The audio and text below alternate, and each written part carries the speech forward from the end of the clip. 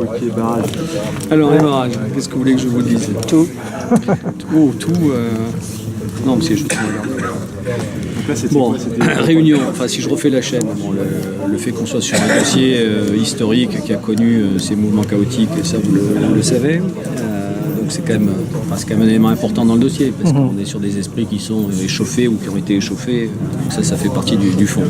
Sur le sujet lui-même, nous, donc on part de la décision de Nicolas Hulot de décider, cette fois-ci de manière définitive. Et je tiens à le dire parce qu'on est vraiment sur une logique définitive. Du point de vue de l'État, c'est un choix irréversible. L'arasement des barrages. C'est un choix assumé. Ce choix, il est assumé, mais ça avait été dit par la communication gouvernementale.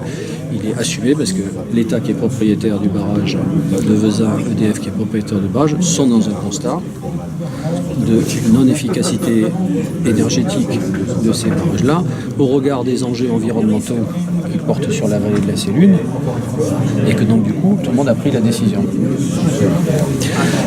Donc fort de ça, nous, on rentre maintenant dans une phase qui est une phase opérationnelle, qui est une phase exécutive, dans laquelle on va organiser les choses.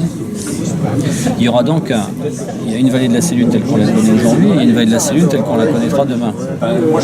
Donc le sujet pour nous, c'est d'organiser le territoire avec la vallée telle qu'on la connaîtra demain, mais aussi le territoire avec la phase de transition, puisqu'on va avoir devant nous 3 ans de chantier pendant lequel la vallée va être dans une phase intermédiaire.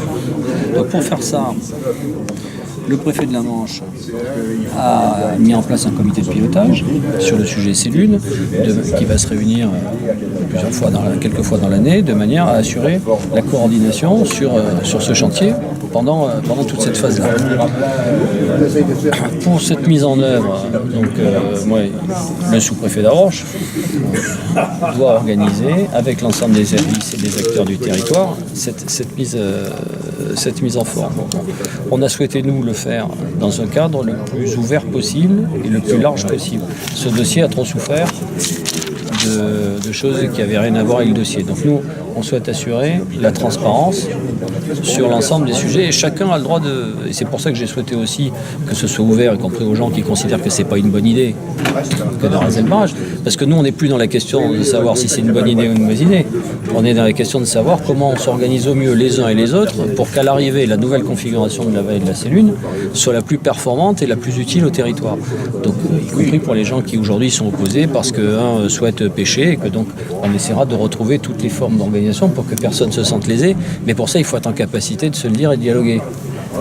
Donc c'est pour ça qu'on l'organise de manière, sous cette forme-là, de manière large. Ce que j'ai proposé aujourd'hui, c'est d'abord de bien recadrer pour chacun la décision ministre et puis le cadrage, le calendrier, les grandes phases sur lesquelles on est. Donc globalement, 2019-2020, effacement du barrage de Vezin, 2020-2021, effacement du barrage de la Roche-qui-Boit. 2009-2020, vous avez dit 2019-2020. 2020, Vezin et 21. 2020-2021. Voilà, la Roche-qui-Boit. En gros, on aura fini de mettre à sec au printemps 2019. Derrière, l'année qui suit, donc de printemps à printemps, 2019-2020, c'est l'effacement d'un barrage. Et de printemps à printemps qui suit, c'est l'effacement du deuxième barrage. Bon. Donc tout ça c'était le premier point, de bien redire à tout le monde la décision et sur quel tempo on était. Le deuxième élément, c'était de discuter tous ensemble des points de vigilance et de l'organisation. À bientôt. Oui, Ah bah oui, bon vent bonne mer là, oui. Et des points qu'on devait mettre, donc des points de vigilance, c'est pour ça que tous les acteurs, on va essayer de laisser la parole pour que chacun puisse nous exprimer ses points de vigilance. Monsieur Lemonnier l'a fait sur la conchiliculture, Manche Nature l'a fait sur un certain nombre de sujets. Les maires peuvent le faire sur les sujets inondations, etc. Bon. Donc, à partir de là, on a j'ai proposé un mode d'organisation, un groupe de travail sur 3 thématiques qui portent le dossier. Pour faire simple, pour que vous compreniez bien le dossier, il y a 3 éléments dans le dossier. Il y a un dossier qui est purement technique, porté par l'État, financé par l'État, l'effacement des barrages. Et ce sujet-là implique toutes les questions de l'eau. Les questions de la remise en état de l'écoulement de l'eau, les questions de quantité d'eau, les questions de qualité d'eau, donc les questions d'inondation, de risque, etc. Donc il y a un premier groupe de travail qu'on va organiser qui va être autour de l'hydraulique et autour de toutes les questions d'eau, avec les services de l'État, autour de la DTM, et puis avec tous les acteurs. J'ai le temps. Même si j'ai mon cigare qui m'attend dans la voiture et que je n'ai pas fumé depuis 3 heures. Il y a 3 groupes de travail différents en fait, c'est ça? Oui, on va faire 3 groupes. Je vous les fais et puis après en détail si vous voulez. Premier groupe de travail, l'eau, l'hydraulique, tout ce qui va avec. Deuxième groupe de travail, tout ce qui concerne l'environnemental, la renaturation, tout le processus scientifique, tout ce qui peut être fait en matière pédagogique, éducative autour de ce sujet. Bon, là, on y reviendra si vous voulez.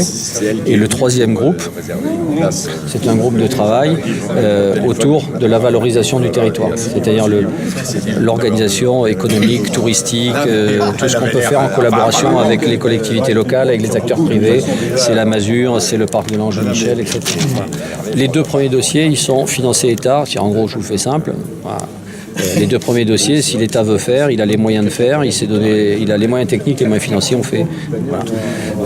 Le sujet, le troisième, c'est celui qui implique. On pourrait faire 100, mais ça serait complètement idiot de le faire sans associer le territoire le maximum à l'amont et sans être en situation d'apporter la meilleure coordination et de la valeur sur le territoire. Donc ça, c'est les 3 groupes de travail sur lesquels on s'est installé. Et un 4e groupe de travail à part qui va traiter en parallèle la coordination de ces 4-là. C'est un groupe de travail. Alors le 3e, pardon, je ne l'ai pas dit, il est sous la responsabilité de la sous-préfecture. Donc je vais trop vite maintenant, je vous tue un peu. Le budget... J'ai pas en tête, mais c'est le budget État. C'est le premier, arrasement. Les 2 premiers, c'est des budgets État, EDF et Agence de l'eau. Ah, les 3 quand même.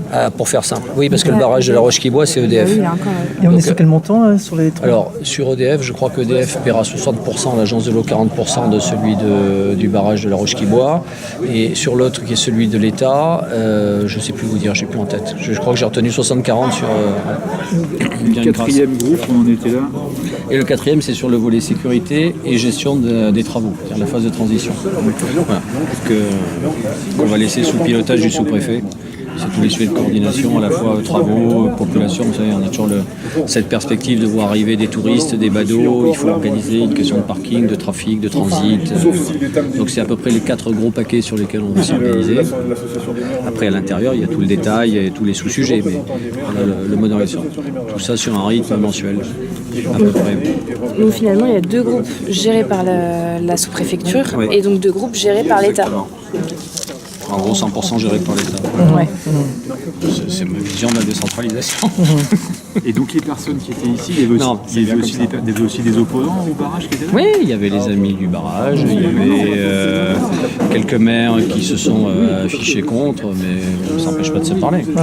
Ils sont intervenus, ils ont pris la parole Oui, le maire de Poyet est intervenu sur le sujet d'innovation, mais non, honnêtement, j'ai trouvé, après les gens regardent pour eux, ils voient bien que c'est pas le lieu, etc. Donc je ne veux pas dire que ce qui s'est dit là, c'est la réalité de ce qu'ils pensent complètement. Enfin, globalement, le retour, c'est qu'on a eu un cadre de travail apaisé. Nous aussi, on se disait, qu'est-ce qu'on va avoir? C'est une réunion normale. Voilà. Ce qui est presque bizarre, le plus étonnant, c'est qu'on a eu une réunion normale. Ça change. Sur un sujet qui n'a pas été normal jusque-là. Ça change, hein. Ça vient de quoi? Ça vient de quoi? Bah, ça vient parce que je pense que... Mais il me l'avait dit, par exemple, les amis du barrage, il avait dit au préfet qu'ils viendraient et qu'ils s'associeraient. Ça n'empêche pas les gens de penser qu'ils peuvent être pour ou qu'ils peuvent être contre ou qu'ils peuvent imaginer influencer par ailleurs. Sauf que nous, le cadre, on l'a posé dès le départ. Nous, on travaille dans le cadre d'une décision de ministre. Donc nous, le sujet, c'est comment on gère au mieux dans ce cadre-là. Il ne m'appartient pas de reposer une question sur laquelle le ministre a arbitré. Donc là, dans ce cadre-là, où on se met en situation de travailler ce que sera la vallée... Bon. Sous-préfet. Ah putain. Quand est-ce que vous... Je pars, je fais mon pot de départ vendredi, je suis dans le camion mercredi et je suis installé lundi. Ça fait bon. Ça fait... L'ambiance. On me demande l'ambiance. L'ambiance. Moi j'ai donné mon avis, mais... Calme et posé, Ouais. je dirais. Moi j'ai dit étonnamment normal pour un dossier anormal. Oui. On peut le définir comme ça. Ce que je vous ai écrit, heureusement que Planche Nature était là pour poser quelques questions.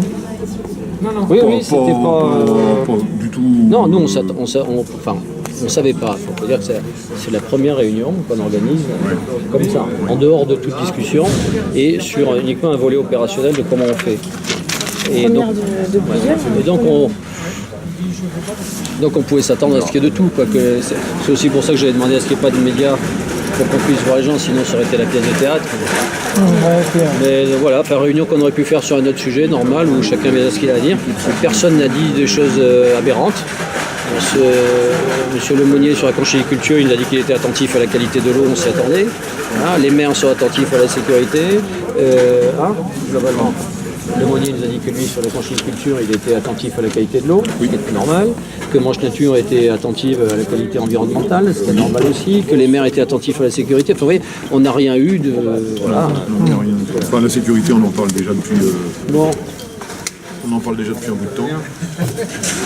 Il y aura d'autres réunions de Oui, ce style, on est parti sur l'idée, après ça se modulera dans la pratique, mais globalement de tenir un rythme mensuel, penser sur le sujet. La chance qu'on a, c'est que de maintenant à la SEC de 2019, on a plus d'un an devant nous, dans lequel on peut organiser la réflexion et construire le projet au moins sur le volet territorial ensemble. Donc c'est ce qu'on compte mettre à profit sur les 12 mois qui viennent. De manière à petit construire. Donc ça c'est là-dessus où on va mettre en place un rythme de travail mensuel. Alors je ne sais pas ce que mon successeur va faire. Moi j'avais l'habitude de fixer toutes les réunions pour l'année. Comme ça il n'y avait plus de questions d'agenda, je peux venir, je peux pas venir. Et donc ça permettait d'avoir un peu de visibilité pour tout le monde. Donc voilà le cadre sur lequel on est. La SEC 2019, c'est que Vezin du coup. C'est que Vezin. Et du coup la SEC de La Roche-qui-Bois sera décalé. À 2020. Oui. Au niveau des groupes de travail, c'est quoi les groupes de travail qui ont été constitués? Les groupes de travail, donc on en fera 4. Un groupe de travail sur l'hydraulique, toutes les questions qui tournent autour de l'eau. Un deuxième groupe de travail qui sera sur les sujets environnementaux, donc faune, flore, de renaturation pure, le processus naturel et scientifique sur la renaturation. Le troisième groupe sera sur les sujets de valorisation du territoire. Donc à la fois touristique, éducatif, socio-AO, de ce qu'on peut en constituer, la femme, c'est par cœur, la mesure, l'Ange Michel et tout ce qui va autour, voilà, l'épictourisme, la liaison avec la baie, pas la baie. Et le quatrième, qui est un groupe plus transversal, qui lui a vocation à gérer dans la longueur le processus d'effacement, la renaturation, l'arasement des barrages, même si on ne veut pas dire comme ça, et en même temps tout ce qui est volet sécurité autour, population, puisqu'il va y avoir toute la dynamique autour de la phase chantier. Donc, circulation, regroupement de population. Et juste, qui fera partie en fait de ces groupes? Il y aura aussi des opposants ou c'est qui exactement qui constitue? Ils ont été formés aujourd'hui ou... Moi je serai avec les cigales à Bastia, mais pour l'instant la position qu'on a prise avec le préfet, mais je pense que le successeur du coup il tiendra comme ça. On n'a nous aucune raison. On n'a aucune raison à venir compliquer le dossier en donnant l'impression qu'il est fermé quelque part. De la même manière qu'on n'a aucune raison de cloisonner l'information. Nous, on l'a mis sur la table.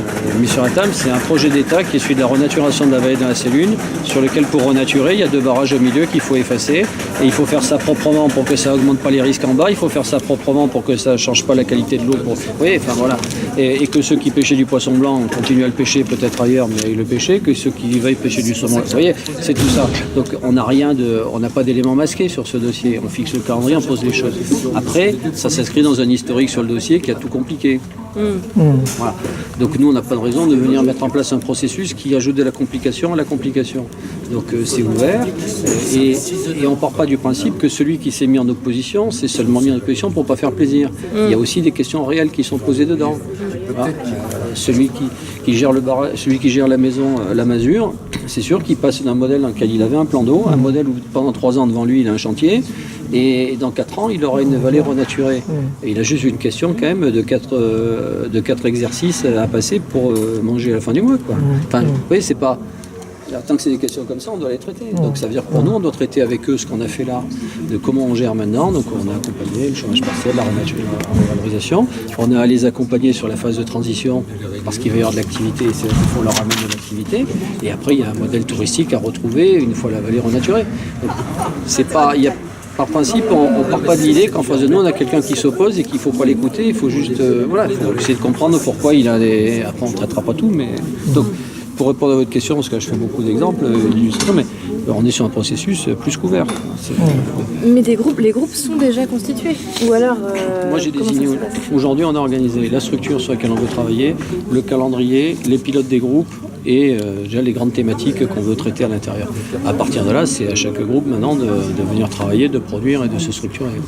C'est les gens qui vont s'inscrire dans les groupes, c'est ça, non? Oui, c'est ce qu'on va faire autour là. Maintenant qu'on sait que c'est la DTM, c'est le reste, moi je vais repasser le message et puis la conclusion de notre réunion aujourd'hui, et puis en proposant à chacun de se positionner sur les groupes et les thématiques qu'il veut voir traiter. Ça fait combien de personnes en tout ça travailler? Je sais pas, on ne savait pas trop combien. Aujourd'hui on avait fait un truc à 80, je pense qu'on avait fait une soixantaine. Il y avait combien de chaises? 80. Elles étaient toutes occupées. Non. Facile. J'avais fait faire un carré de 20 par 20, donc il y avait 60. Je pense une soixantaine de personnes. Et donc la renaturation de la vallée, c'est prévu pour quand? Projet fini, terminé, où les gens vont pouvoir circuler dans la cellule? Alors, en situation de fonctionner de manière naturelle, on est à l'horizon 2021-2022. Après, la fabrication scientifique, c'est en combien de temps la vallée reprend ses droits, comment la nature se réinstalle. Et ça, c'est l'objet même du suivi scientifique. Et c'est ce qui fait même l'originalité du sujet renaturation de la vallée de la Célune. C'est qu'on va pouvoir observer la nature sur une vallée complète, ce qui est quand même exceptionnel, voire unique, pour regarder comment la faune et la flore reprennent possession d'un territoire qui a été artificialisé pendant un siècle. Donc là, certains évoquaient la réapparition de la loutre vers le pont des Biards. Donc il y a quand même des choses, parce que la nature va vite quand même. Donc en 2020-2021, on va pouvoir longer en vélo, en pied. Oui, en tout cas, oui, c'est l'objectif crédible. Après, le reste, c'est les aléas de tout le projet, mais si on n'intègre pas d'aléas, on est sur cette cible de 2021. C'est pour ça que je prends des précautions autour, mais 2021-2022, c'est crédible.